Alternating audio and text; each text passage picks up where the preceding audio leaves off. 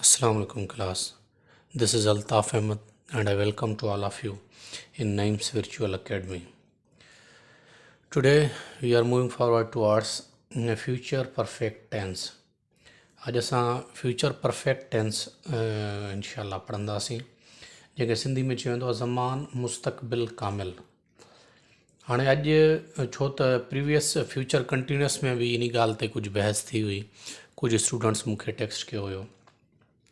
इन टेंस जी शुरूआति में ई मां तव्हांखे चई छॾां त हाणे वरी इहो क्वेश्चन घटि में घटि तव्हांजी तरफ़ो न अचणु घुरिजे त फ्यूचर परफेक्ट टेंस थींदो ई न आहे। ठीकु आहे, तव्हां इहो चई सघो था असां न पढ़ियो आहे, तव्हां इहो चई सघो था फॉर एग्ज़ाम्पल असांखे टीचर्स न पढ़ायो आहे, बाक़ी इहो नथा चई सघो फ्यूचर परफेक्ट टेंस थींदो ई न आहे। 101% थींदो आहे। असां पाण बि पढ़ियो आहे ऐं असां पढ़ायो बि आहे, हिन वक़्त ताईं पढ़ायो आहे। ठीकु आहे, हाणे उन जो सभु खां वॾो सबूत इहो आहे, तव्हांखे इन जा जुमिला तव्हां ॾिसंदव तव्हां पाण डिसाइड कंदव त छा असां आम ज़िंदगी में, आम रूटीन लाइफ में छा असां इहा सेंटेंस यूज़ कंदा आहियूं या न कंदा आहियूं, या जेकॾहिं यूज़ कंदा आहियूं त इहे लॉजिकल आहिनि या इलॉजिकल आहिनि। ठीकु आहे, तव्हांखे उहे जुमिला पाण ॿुधाईंदा त असां डेली रूटीन में इस्तेमालु थींदा आहियूं ऐं ऑफकोर्स इहो 101% लॉजिक आहे। अच्छा, future perfect tense likewise all other tenses we just will have to concentrate on 3 basic things for learning, which is first of all symbol in Sindhi. And future perfect tense जी सिंधी में जेका आहे निशानी छा आहे? Future perfect tense जी सिंधी में जेका निशानी आहे उहा आहे यो हूंदो, एक्शन वर्ब सां गॾु आख़िर में सेंटेंस में लॻल हूंदो यो हूंदो, या हूंदा, यी हूंदी, यू हूंदियूं। हाणे मां तव्हांखे अॻु में ई पढ़ाए चुको आहियां यो, या, यी, यूं, इहा आहे परफेक्ट जी निशानी। फ्यूचर जी निशानी छा आहे? हूंदो, हूंदा, हूंदी, हूंदियूं। हाणे हिते हिकिड़ो क्वेश्चन ॿियो बि क्रिएट थिए थो जेको कंहिं स्टूडेंट मूंखां पुछियो हुयो। उन चयो त सर जेके हूंदो हूंदा कंदा पिया आहियूं असां, इन जो मतिलबु त ड्यूबस में सेंटेंस हलियो वेंदो, मतिलबु शक आहे, इन जी पक न आहे। बाबा हिकिड़ी ॻाल्हि त 101% आहे न, फ्यूचर जे बारे में तूं 100% कोई श्योर आहे ई कोन, नंबर पहिरीं ॻाल्हि। ॿियो असां चवंदा आहियूं न त फॉर एग्ज़ाम्पल मां सुबुह सखर वेंदुसि, फॉर एग्ज़ाम्पल अञा ॿियो जुमिलो असां यूज़ कंदा आहियूं, हू कराची पहुची चुको हूंदो। ठीकु आहे न, चुको हूंदो, इहो असां फ्यूचर जे बारे में ॻाल्हायूं था, not we are talking about any dubiousness और we are talking about any जेको आहे इनसर्टेनिटी, असां उन जे बारे में नथा ॻाल्हायूं। ठीकु आहे, फ्यूचर जे बारे में ॻाल्हायूं था। उन खां पोइ आहे छॾियो हूंदो, छॾिया हूंदा, छॾी हूंदी। फॉर एग्ज़ाम्पल हुन ख़त लिखी छॾियो हूंदो, उहे पंहिंजो कमु पूरो करे चुका हूंदा, IBA टेस्ट वठी चुकी हूंदी। आमतौर ते तव्हांखे ख़बर आहे असां इहे जुमिला यूज़ कंदा आहियूं फ्यूचर जे बारे में। उन खां पोइ आहे चुको हूंदो, चुका हूंदा, चुकी हूंदी, चुकियूं हूंदियूं। ठीकु आहे न, हू पंहिंजो क्लास मुकमिल करे चुकियूं हूंदियूं, उहे ख़त लिखी चुका हूंदा, असां पंहिंजो सबक़ु पूरो करे चुका हूंदासीं, उस्ताद जेको आहे उहो लेक्चर मुकमिल करे चुको हूंदो। ठीकु आहे, फ्यूचर परफेक्ट टेंस। हाणे इन जूं इंग्लिश हेल्पिंग वर्ब्स कहिड़ियूं आहिनि? शल have, will have, shall have ऐं विल हैव। हाणे शल हैव कंहिं सां इस्तेमालु थींदो आहे? जंहिं सां असां फ्यूचर सिंपल में पढ़ी आया आहियूं शल इस्तेमालु थींदो आहे आई ऐं वी सां, उन्हनि सां हिते शल हैव इस्तेमालु थींदो। विल जंहिं सां इस्तेमालु थींदो आहे यानी आई ऐं वी खां अलावा सभिनी सां तव्हां ख़बर आहे विल इस्तेमालु थींदो आहे, त विल कंहिं सां इस्तेमालु, विल हैव उन्हनि सभिनी सां इस्तेमालु थींदो, you, he, she, it, they, singular noun and plural noun. ठीकु, हाणे जीअं त परफेक्ट टेंस आहे, तव्हांखे अॻु में ॿुधाए चुको आहियां त भले प्रेज़ेंट परफेक्ट हुजे, पास्ट परफेक्ट हुजे, फ्यूचर परफेक्ट हुजे, उन सां third form of action verb इस्तेमालु थींदी। हाणे उन खां पोइ असां वटि आहे फॉर्मेशन या स्ट्रक्चर। इन जे टेंस जे जुमिलनि जी जेका फॉर्मेशन आहे या स्ट्रक्चर आहे उहा कीअं थींदी? सभ खां पहिरियों आहे पॉज़िटिव सेंटेंस। अगरि पॉज़िटिव सेंटेंस आहे, फ्यूचर परफेक्ट टेंस जो जुमिलो आहे, उन जी इंग्लिश में असां जेको आहे फॉर्मेशन कीअं रखंदासीं, स्ट्रक्चर कीअं थींदी? सभ खां पहिरियों सब्जेक्ट रखंदासीं, उन खां पोइ हेल्पिंग वर्ब रखंदासीं, जेकॾहिं आई ऐं वी आहे त पोइ शल हैव रखंदासीं, जेकॾहिं आई ऐं वी खां अलावा कुझु बि आहे, you, he, she, it, singular noun, plural noun, they, उन सां असां हेल्पिंग वर्ब में विल हैव रखंदासीं। उन खां पोइ एक्शन वर्ब जी थर्ड फॉर्म रखंदासीं, उन खां पोइ ऑब्जेक्ट रखंदासीं। ठीकु, उन खां पोइ असां नेगेटिव जी ते हलिया वञूं था। Likewise, future continuous tense, we have the structure of future perfect tense. Future perfect जी भी स्ट्रक्चर साॻी आहे जीअं फ्यूचर कंटिन्यूअस जी हुई। नेगेटिव कीअं रखंदा, सभ खां पहिरियों सब्जेक्ट, उन खां पोइ हेल्पिंग वर्ब। हाणे हिते तव्हां ॾिसो त हेल्पिंग वर्ब मां 2 दफ़ा लिखियो आहे। हाणे हिते हेल्पिंग वर्ब वञा मुराद हेल्पिंग वर्ब जो पहिरियों वर्ड, ठीकु आहे। जीअं हाणे फ्यूचर कंटिन्यूअस में मां तव्हांखे अर्ज़ु कयो उन में हुयो, पर उन में हुयो शल बी, विल बी। हाणे हिते बी जी जॻह ते छा अची वियो, हैव। सिर्फ़ु इहा डिफरेंस आहे, ठीकु आहे। हाणे हिते सब्जेक्ट रखंदव, उन खां पोइ हेल्पिंग वर्ब जो पहिरियों वर्ड रखंदव। शल हैव लॻणो आहे त पोइ पहिरियों हिते शल पवंदो, विल हैव लॻणो आहे त हिते विल पवंदो, उन खां पोइ नॉट रखंदव। नॉट खां पोइ हेल्पिंग वर्ब जो ॿियो वर्ड, यानी हिते जेकॾहिं शल हैव आहे त हिते हैव पवंदो, विल हैव आहे त हाणे हैव पवंदो। उन खां पोइ एक्शन वर्ब जी थर्ड फॉर्म, ऐं आख़िर में असां वटि ऑब्जेक्ट आहे। ऑब्जेक्ट खां पोइ फुल स्टॉप, ठीकु। हाणे इन जी जेको इंटेरोगेटिव आहे या इंटेरोगेटिव नेगेटिव आहे, उन्हनि जी जेका फॉर्मेशन आहे उहा सेम आहे जीअं असां फ्यूचर कंटिन्यूअस में ऑलरेडी पढ़ी चुका आहियूं। आई थिंक कि हाणे बार बार लिखण जी ज़रूरत न आहे, पर अञा बि कुझु शयूं अहिड़ियूं आहिनि जेके मां हरूभरू जो बि डेलिबरेटली मां उहे जेको आहे न रिपीट कंदो आहियां। रिपीट करण जो मक़सदु सिर्फ़ु छा हूंदो आहे, उहे शयूं तव्हांजे अंदरि ताईं विहाइण, ठीकु आहे। इहो मक़सदु सिर्फ़ु इहो हूंदो आहे त उहे शयूं तव्हांजे जेको आहे न दिमाग़ मां गुज़री करे लाशऊर तक वेहिजी वञनि। Practice makes a man perfect. जेतिरी जंहिं शइ खे तव्हां पढ़ंदव, जेतिरो जंहिं शइ खे तव्हां ॿुधंदव, हाणे जीअं तव्हां अक्सर फिल्म ॾिसंदा हो या ड्रामा ॾिसंदा हो, जंहिं फिल्म खे तव्हां जेतिरा दफ़ा ज़्यादा ॾिसंदव उहा फिल्म तव्हांजे दिमाग़ ते ओतिरो घणो नक्श थी वेंदी आहे। इन तरीक़े सां असां जेतिरा लफ़्ज़ ज़्यादा बार साॻियो शइ रिपीट कंदासीं न, उहा शइ तव्हांजे दिमाग़ में इंशाअल्लाह अञा मज़बूती सां वेहिजी रहंदी आहे। अच्छा, उन खां पोइ असां एग्ज़ाम्पल जेको आहे सेंटेंसिस खणूं था। हाणे हिते जॻह जी कमी हुई, इन जे करे सेंटेंस बि मां हिकिड़ो ई ठाहियो, पर उहो वॾो ठाहियो मां। इन जे करे जॻह न हुई, मां हिकिड़ो ई सेंटेंस अॼु लिखी आयो आहियां। हाणे हिन जो जुमिलो छा आहे, हुन जुमिला अंग्रेज़ी में तर्जुमो करे छॾिया हूंदा। छॾिया हूंदा, ओ हे लिखियलु आहे, छॾिया हूंदा, ठीकु आहे। हाणे तव्हां हिते ॾिसी सघोसि था, उहो हे हेल्पिंग वर्ब आहे, इन जो सिंबल आहे सिंधी में, उहो हे लिखियलु आहे। उन खां पोइ असां साॻे खे कन्वर्ट करे सघंदा आहियूं, हू जुमिला अंग्रेज़ी में तर्जुमो करे चुको हूंदो, ठीकु आहे। जेकॾहिं हिन में अचूं था त असां हे चुको हूंदो अची वियो, ठीकु। हाणे इन तरीक़े सां या हू अंग्रेज़ी में तर्जुमा, हुन अंग्रेज़ी में तर्जुमा, जुमिला अंग्रेज़ी में तर्जुमो कया हूंदा, कया हूंदा, ओ हे या हूंदा, हे हिन में करे सघोसि था तव्हां। हिते जॻह जी कमी, इन जे करे मां उहो बि न लिखी सघियुमि, ठीकु आहे। हाणे असां इन खे कन्वर्ट कयूं था। हाणे हे सिंबल्स ॾिसी करे तव्हां अंदाज़ो लॻाए सघो था त हे फ्यूचर परफेक्ट जो जुमिलो आहे, ठीकु आहे। उन खां पोइ जेको आहे इन जा हेल्पिंग वर्ब्स बि असांखे ख़बर आहिनि, शल हैव, विल हैव, उन जी स्ट्रक्चर बि असांखे ख़बर आहे। पॉज़िटिव जो जुमिलो आहे, ऐं हिते सब्जेक्ट जी जॻह ते हुन आहे, यानी ही। हाणे ही तव्हां ॾिसी सघो था, हिन में आहे, इन सां हेल्पिंग वर्ब विल हैव लॻंदो। सभ खां पहिरियों ही सब्जेक्ट ही रखियोसीं, उन खां बाद हेल्पिंग वर्ब। हेल्पिंग वर्ब कहिड़ो लॻंदो, ही सां कहिड़ो लॻंदो, विल हैव। उन खां पोइ आहे translated, third form of action verb, तर्जुमो करणु। Translated, translated, third form, second form. Translated the sentences, जुमला, इनटू इंग्लिश। वो इंग्लिश में जेको आहे उन जुमला तर्जुमो करे छॾिया हूंदा।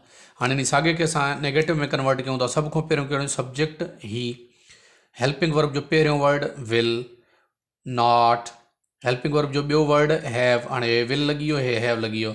उन खां पोइ एक्शन वर्ब जी थर्ड फॉर्म, ट्रांसलेटेड, आख़िर में object the sentences into English, full stop, ठीकु आहे। हाणे उन खां पोइ इंटेरोगेटिव मां हेॾे लिखियो आहे, विल, सभ खां पहिरियों हेल्पिंग वर्ब विल जो हेल्पिंग वर्ब जो पहिरियों वर्ड विल, उन खां पोइ सब्जेक्ट ही खां बाद हैव। हाणे ही खां पोइ मतां ही हैज़ समझदा हुजो न, हे विल हैव आहे, ठीकु आहे। ही खां बाद हैव, उन खां बाद ट्रांसलेटेड, ट्रांसलेटेड खां पोइ एक्शन वर्ब आहे, उन खां पोइ object the sentences into English.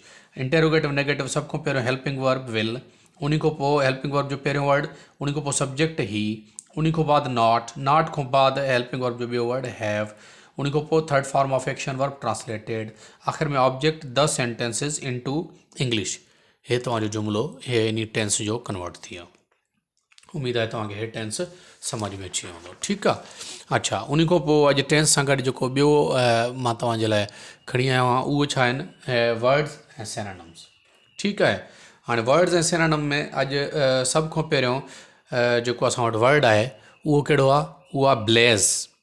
हाणे ब्लेज़ चइबो आहे शोलो, या जंहिंखे सिंधी में असां चवंदा आहियूं चिणगा, ऐं उन खां पोइ इन जो सिनोनिम छा थींदो, फायर, ठीकु आहे। बाहि, चिणिंग, शोलो, ठीकु आहे न। एम्बिल्स बि चई सघोसि था तव्हां। उन खां पोइ आहे असां वटि ॿियो वर्ड आहे अक्यूट। हाणे अक्यूट जी माना आहे तेज़, ठीकु आहे, इंटेंस इन खे चई सघोसि था तव्हां। इन जो सिनोनिम या जेको आहे सिमिलर वर्ड जेको आहे उहो कहिड़ो आहे, इंटेंस। उन खां पोइ टियों आहे अक्यूमुलेट। अक्यूमुलेट जी माना छा आहे, गॾु करणु।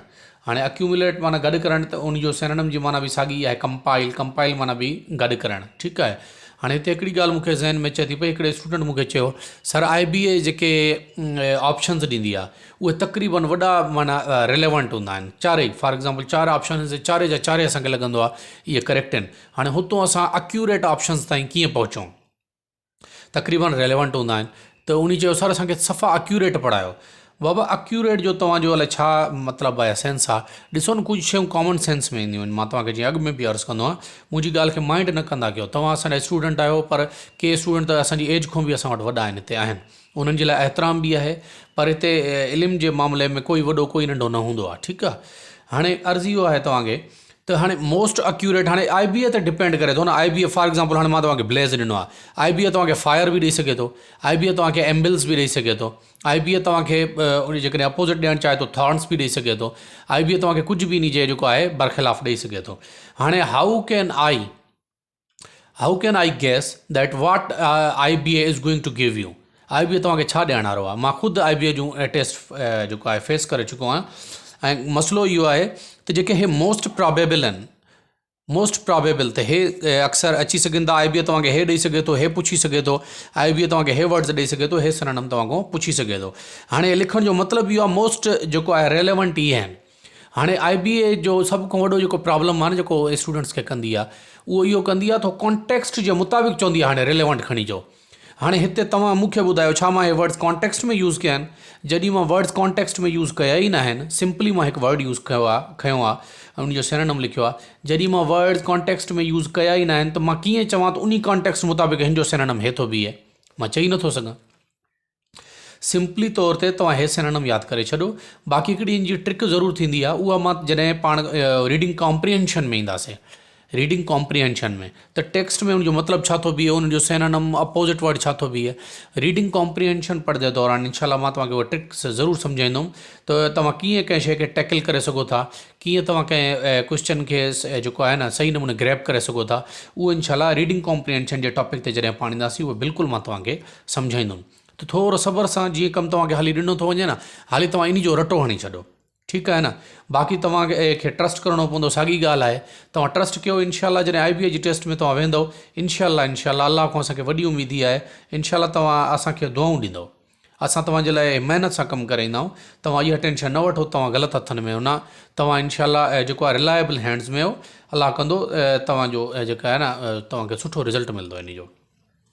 उन खां पोइ असां वटि ॿियो वर्ड जेको आहे उहो आहे अक्यूमुलेट, ठीकु आहे। हाणे हिन जी स्पेल बि इंपॉर्टेंट अथव, उहा बि ॾिसी छॾिजो, ACCUMULATE। अक्यूमुलेट जी माना छा हूंदो आहे, गॾु करणु, ठीकु आहे। अक्यूमुलेट जी माना आहे गॾु करणु, ऐं इन जो जेको अदर वर्ड आहे या सिनोनिम आहे या सिमिलर वर्ड आहे उहा कंपाइल। उन खां पोइ ॿियो वर्ड आहे बिनाइन। हाणे हिते बिनाइन थो जी अगेन जेको आहे साइलेंट आहे, ठीकु आहे। हिते जी जो आवाज़ु न निकिरंदो।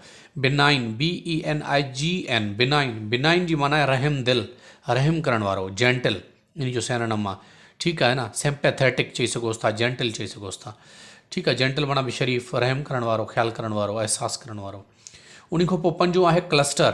क्लस्टर जी माना छा आहे, क्लस्टर माना मेड़, ठीकु आहे न। क्लस्टर ऑफ स्टार्स बि चइबो आहे, जीअं तारनि जो मेड़। उन जेको इन जो सिनोनिम आहे उहो छा आहे, असेंबली, सेट बि चई सघोसि था, असेंबली, ठीकु आहे न, मेड़। उन खां पोइ अचो कंज़र्व जी माना आहे महफ़ूज़ रखणु कंहिं शइ खे, या महफ़ूज़ रखणु एज़ वर्ब चई सघोसि था तव्हां। कंज़र्व जो जेको सिनोनिम वर्ड आहे उहो आहे प्रिज़र्व। हे थोरो इंपॉर्टेंट ज़्यादा अथव, इन खे थोरो गौर सां यादि करे छॾियो। कंज़र्व जो जेको अदर वर्ड या सिनोनिम वर्ड आहे उहो आहे प्रिज़र्व, इन जी स्पेल बि यादि करे छॾियो। उन खां पोइ सतों असां वटि जेको वर्ड आहे उहो आहे ग्रास्प। हाणे ग्रास्प जी माना आहे सोघो करणु, कब्ज़ो करणु, का शइ सम्झणु, ठीकु आहे न।